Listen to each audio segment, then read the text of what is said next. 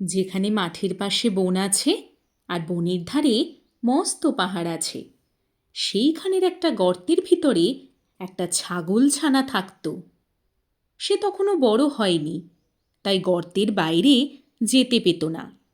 বাইরে যেতে চাইলে তার মা বলতো, যাস নে, ভালুকে ধরবে, বাঘে নিয়ে যাবে, সিংহে খেয়ে ফেলবে।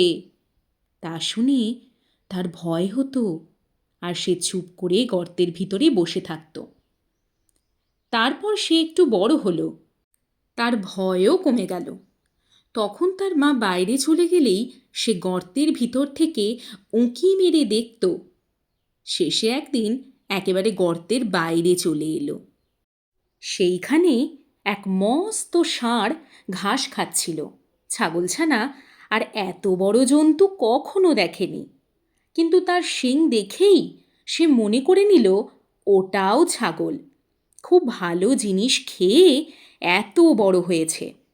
তাই সে ষাঁড়ের কাছে গিয়ে জিজ্ঞাসা করল, হ্যাঁ গা, তুমি কি খাও?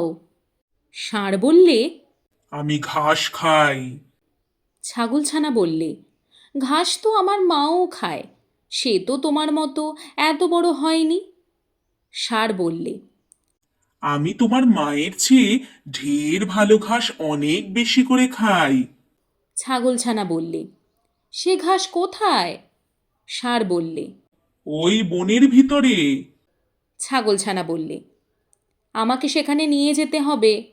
এ কথা শুনে ষাঁড় তাকে নিয়ে গেল।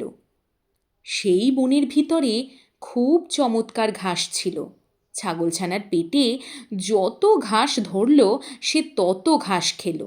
খেয়ে তার পেট এমন ভারী হলো যে সে আর চলতে পারে না। সন্ধে হলে ষাঁড় এসে বলল, এখন চলো, বাড়ি যাই। কিন্তু ছাগলছানা কি করে বাড়ি যাবে? সে চলতেই পারে না।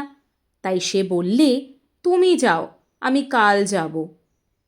তখন ষাঁড় চলে গেল। ছাগলছানা একটা গর্ত দেখতে পেয়ে তার ভিতরে ঢুকে রইল। সেই গর্তটা ছিল এক শিয়ালের। সে তার মামা বাঘের বাড়ি নিমন্ত্রণ খেতে গিয়েছিল। অনেক রাত্রে ফিরে এসে দেখে তার গর্তের ভিতর কীরকম একটা জন্তু ঢুকে রয়েছে। ছাগলছানাটা কালো ছিল, তাই শিয়াল অন্ধকারের ভিতর ভালো করে দেখতে পেল না। সে ভাবল বুঝি রাক্ষস টাক্ষস হবে। এটা মনে করে সে ভয়ে ভয়ে জিজ্ঞাসা করল, গর্তের ভিতর কে ও? ছাগলছানাটা ভারী বুদ্ধিমান ছিল।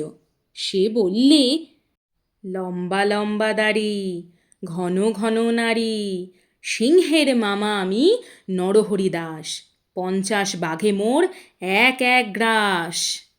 শুনেই তো শিয়াল বাবা গো বলে সেখান থেকে দে ছুট। এমন ছুট দিল যে একেবারে বাঘের ওখানে গিয়ে তবে সে নিঃশ্বাস ফেললে। বাঘ তাকে দেখে আশ্চর্য হয়ে জিজ্ঞাসা করলে, কি ভাগ্নে, এই গেলে আবার এখুনি এত ব্যস্ত হয়ে ফিরলে যে?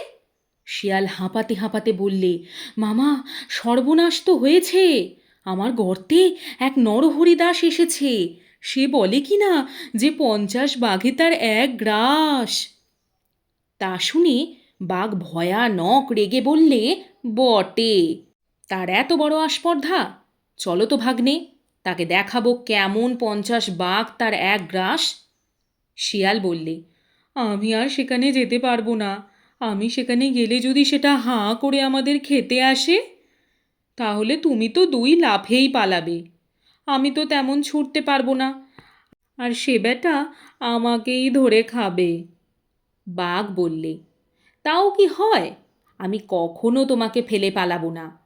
শিয়াল বললে, তবে আমাকে তোমার লেজের সঙ্গে বেঁধে নিয়ে চলো। তখন বাঘ তো শিয়ালকে বেশ করে লেজের সঙ্গে বেঁধে নিয়েছে, আর শিয়াল ভাবছে এবারে আর বাঘ মামা আমাকে ফেলে পালাতে পারবে না।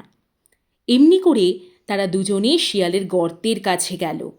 ছাগলছানা দূর থেকেই তাদের দেখতে পেয়ে শিয়ালকে বললে, দূর হতভাগা, তোকে দিলুম 10 বাঘের করি, 1 বাঘ নিয়ে এলি লেজে দিয়ে দড়ি। শুনেই তো ভয়ে বাঘের প্রাণ উড়ে গিয়েছে।